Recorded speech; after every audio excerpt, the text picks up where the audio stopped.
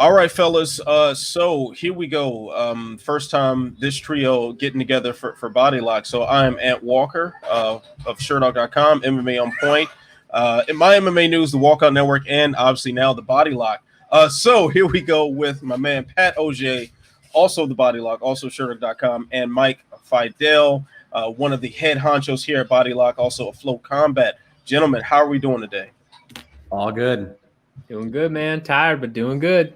Yes. It is strange times, but here we are to discuss people getting punched in the face for money. So let's get right into a couple of these topics that we want to share with the good folks at home. So the UFC Apex Center seems to be the destination place. May 30th is the target date for the next event. I believe the headliner is scheduled to be Tyron Woodley versus Gilbert Burns.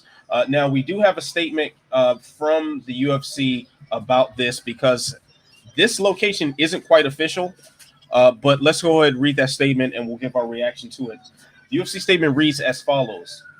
UFC requests that the Nevada Athletic Commission place the organization's application to conduct an event at the UFC Apex facility on May 30th, 2020 on its next agenda. In light of published reports, UFC would like to clarify that it understands that its ability to conduct the event is subject to the approval of the NAC. UFC's ability to conduct the event is also subject to compliance with all NAC rules and regulations and its own operations, health, and safety plan previously submitted to the NAC. The NSC on Thursday, the Nevada State Athletic Commission revealed plans for a meeting on May 27th, where that governing body will discuss plans for COVID-19 protocols for events to return to the state without audiences in attendance. It's also notable that the cards in Austin, Texas, and Saskatchewan, scheduled respectively for June 17th and June 20th, were canceled due to COVID-19. So, fellas, we have the UFC targeting Las Vegas for a return to some sort of normalcy in the sports world that we did get a slight hint of with the trio of events in Jacksonville. So now what's our reaction to this? The UFC is planning on moving forward with a Vegas return, yet it is not official. And in fact, the meeting to determine whether or not this is going to be allowed is a mere 3 days before the event is scheduled to kick off. So, fellas, what's our feeling overall about this? Pat, I'll start with you. So I think overall the feeling is that just to set the stage a little bit more with this, they originally had a completely different statement out talking about having that May 30th event, and then basically pulled that statement to put this one. And you see in that new statement it says published due to published reports.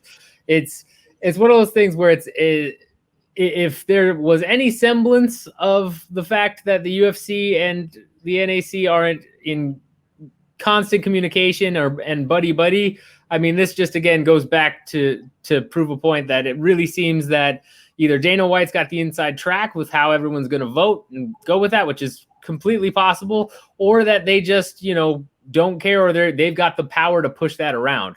I think this is a formality on their part to release that statement. I think for sure it's going to happen, and I think they know it's going to happen. So, Mike, are you in agreement with that? Yeah, I'm definitely in agreement there. I think, as you noted, it's very important to note that the scheduled hearing for the Nevada State Athletic Commission was actually just 3 days prior to the UFC's planned event. So you have really two scenarios. Either the UFC and the NAC have come to an agreement, and this is something that has not been publicized yet, and the meeting is merely a formality, or this is going to blow up in the UFC's face. If they have a hearing with the NAC and the NAC says that an event cannot go forward in Las Vegas, the UFC will have to scramble, and it'll be just like the early days of the UFC, trying to find a venue on short notice. Obviously, Florida is in the cards, but the UFC really wants that Vegas location. Obviously, the Performance Institute is there, the Apex Center. If the UFC can start holding events at their own facility, it allows them to have a lot more autonomy. They don't have to deal with another arena or an arena staff, and they can really do things at their own pace. And the pace, as we know with Dana White, is full steam ahead. Yeah, well said, Mike. So I do want to bring in a couple other things into this discussion. I mean, first, one thing that you said, Mike, about kind of hearkening back to the UFC's past. We don't have to go that far in the past to see the UFC scrambling around to change locations. I mean, we're literally weeks removed from an entire fiasco that involved Tachi Palace, that involved supposed Fight Island, all these different things that were proposed to keep UFC 249 afloat, of course, and then ended up being in Jacksonville some weeks after the original April 18th date. But then we can even go back to pre-pandemic life, which I know seems completely outrageous to imagine. Seems like it was a decade ago, but just about, what was that, maybe a year and a half ago, John Jones's picograms for oral turinabol caused an entire move-in event from Las Vegas to California on less than a week's notice. So this is the Nevada, exactly the Nevada Commission. Exactly, because they would not sanction this, and they would not hold some sort of emergency hearing during the holidays and kind of disrupt their own vacations to make this happen. So the UFC decided, instead of scrapping that fight and just going with Amanda Nunes versus Chris Cyborg as a main event, which would have been perfectly viable in my opinion, but that's another story. They decided to move the entire show across state lines. So now we're looking at a climate where clearly the UFC is willing to do that.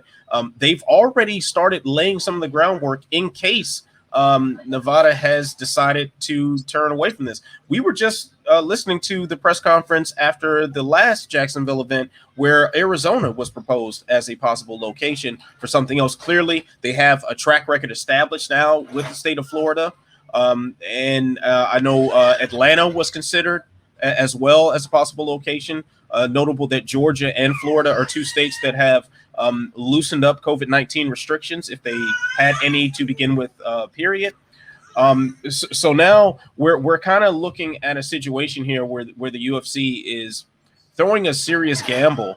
Now, I do think it's safe to say that Dana White and Endeavor, or UFC brass, they have some sort of line within Nevada Athletic Commission. It would be unreasonable to think so, but we're also just weeks removed from the UFC previously announcing that they were moving all of their events to the Apex Center, and Nevada shot that down within, 8 hours of Dana White appearing on Sports Center to make this declaration. So I kind of think we're kind of gambling here. It's going to be interesting to see what Nevada does at this commission hearing, if the UFC has any sort of inroad to what's going to happen, and they know that with certainty, or if this is just a wing and a prayer like it seemed to be last time.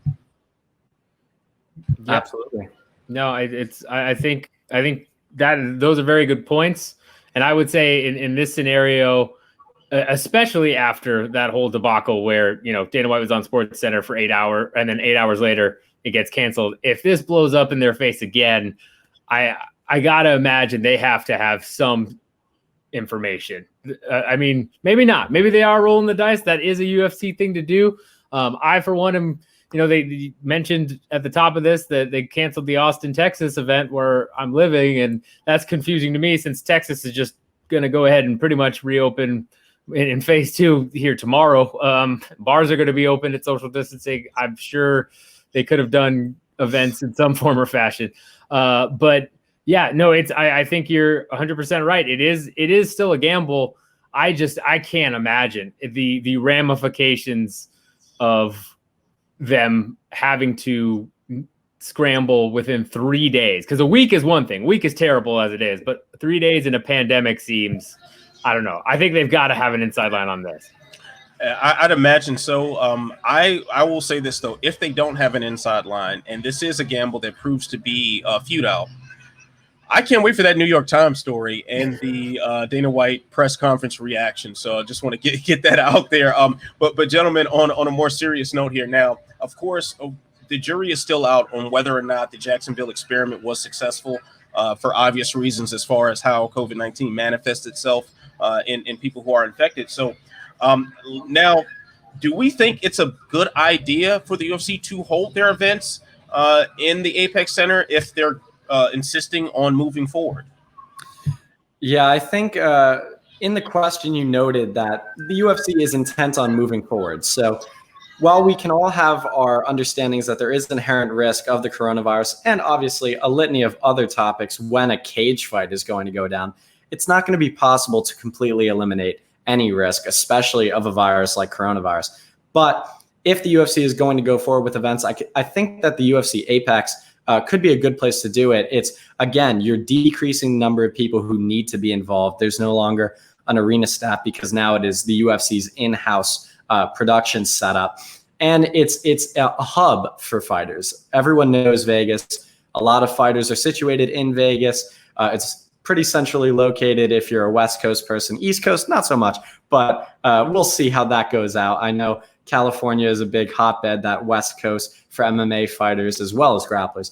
But yeah, I think the Apex is a place to go forward if the UFC is intent on doing events. And I think it could be safer in the long run, though there is a lot of holes there as far as transparency and what epidemiologists are saying about the UFC's coronavirus plan. So I wouldn't say it's perfect, but I'd say it's good. Yeah, I think from a business standpoint, it's a home run, right? Because you're not paying any venues, you're not worrying about flying people out there, or not as many people, and you get to control all those costs. I think you set it up to just run every week from the Apex. You end up taking some of that hurt that they're going to lose from the gate out completely. And again, the UFC is not hurting for money by any means, as long as they're producing events, but they're always about the bottom line. Whenever they're making a decision, that's their forefront of every decision they make, is how can we maximize profit here? So I agree with Michael in terms of, there's less people. It's a little bit safer. It's all in-house.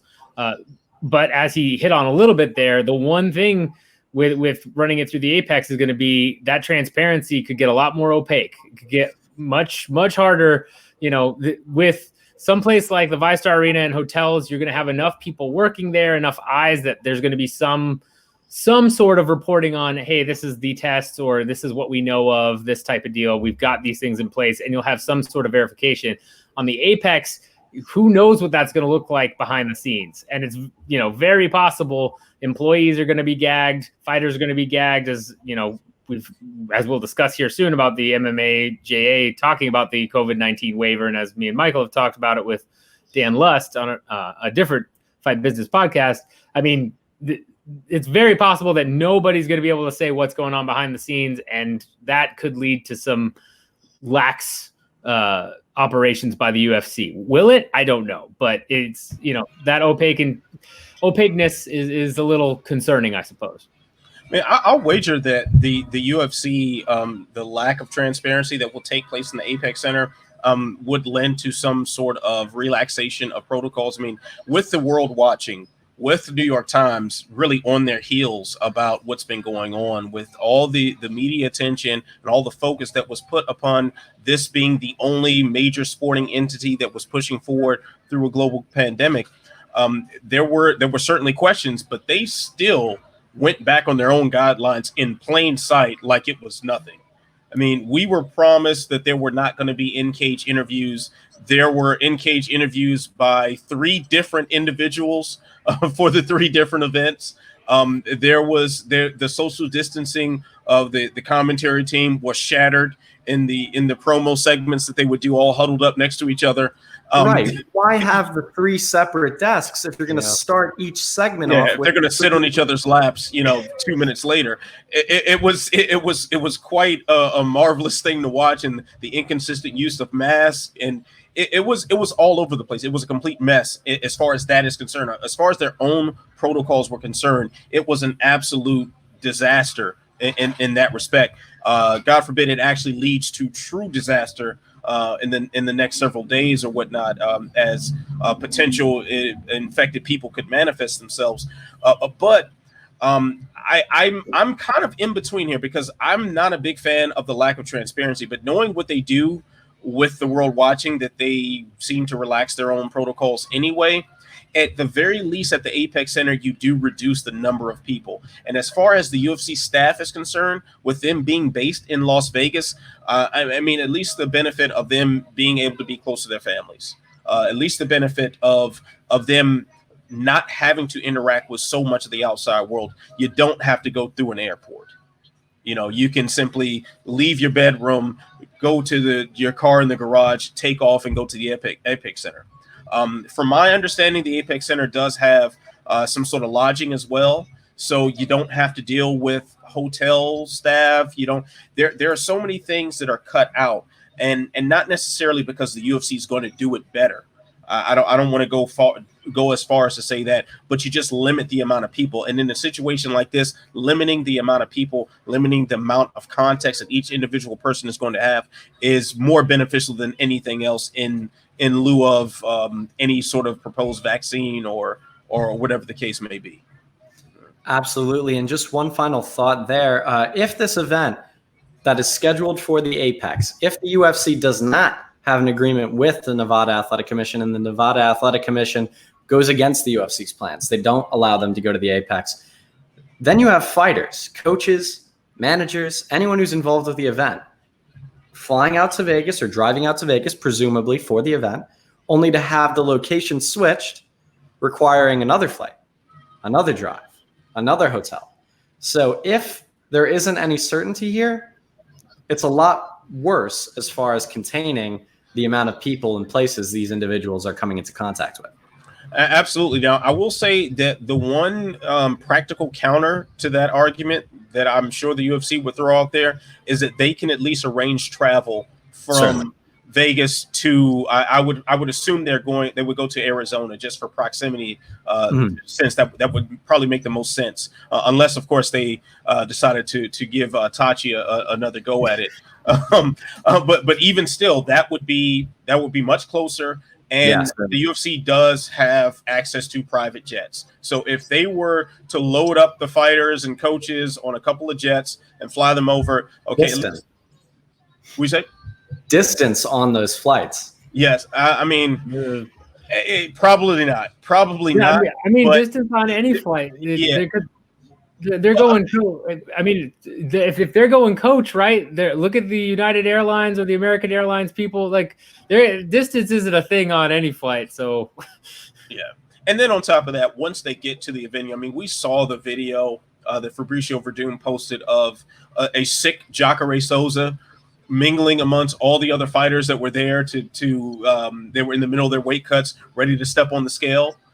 Marvin Vittori, Carl Roberson in the hallway. Exactly. And they're, arm in arm with each other and laughing and joking. And as you'd expect, people who know one another and are colleagues to interact. It's, no different than if us three were in the same room. We're going to joke around. We're going to give high fives or whatever the case may be. So I do think that worrying about social distancing on that flight, if it is a UFC controlled flight, is less of a factor, especially if all those guys are going to shoulder bump and tell dirty jokes at the hotel bar at the fight anyway. And that's for the people who aren't already training together, are running grappling drills with one another to warm up, already going to beat each other up in the cage. So at that point, social distancing doesn't mean as much, in my opinion. But excellent points there by all. So I'm very curious as to what this will look like. We will see soon enough.